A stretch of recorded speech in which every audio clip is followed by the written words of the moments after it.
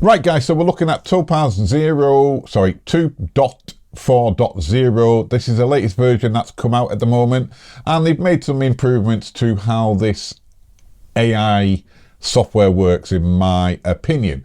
Right, okay, so instead of having everything there for you to click on individually, we've got now the Run Autopilot as a main feature, highlighted in green here, and then that will just do its magic to your picture. Or you can go into this section here, which is the Add Enhancement individually, and then we can go through the list of things that you can do. Now, first off the bat, I would say this software doesn't run smoothly for me when you zoom in and out. There's just a little bit of lag. Now, I'm using a M1 Mac Mini M1, and it's the 16GB version.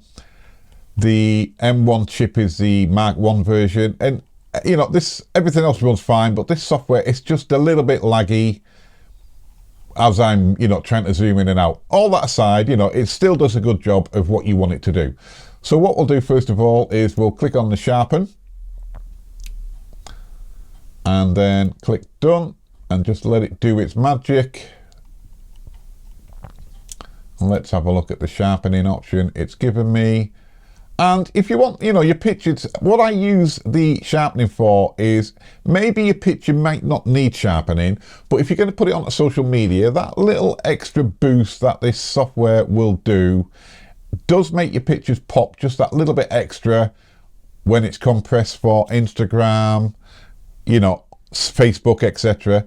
It does make your pictures pop just that little bit extra. So we can add the sharpening as we've done there. We could go to the color balance. Now the color balance option in this, I'm still not happy with the results it gives.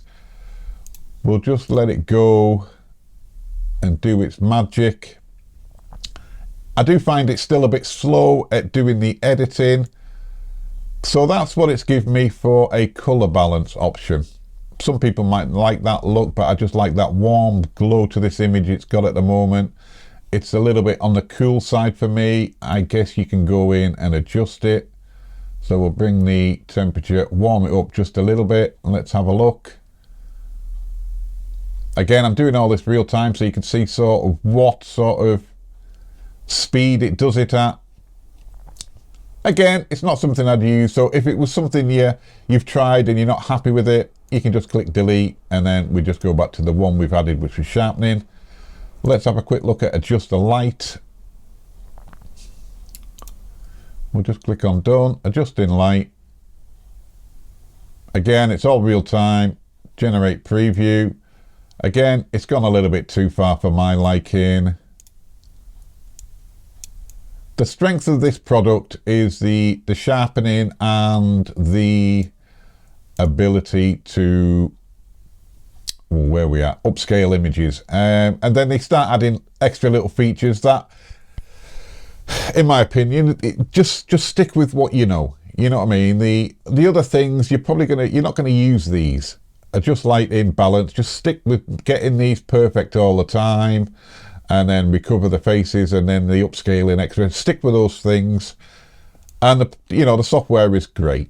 But yeah, anyway, that's just a quick look. I'm still happy with this software. It does a good job of sharpening images, out of focus images. It makes them pop just that little bit extra, fixes things it can, and it's great for upscaling images that are of a low resolution. Anyway, just a quick look for you today. I just thought I'd do this video nice and quick.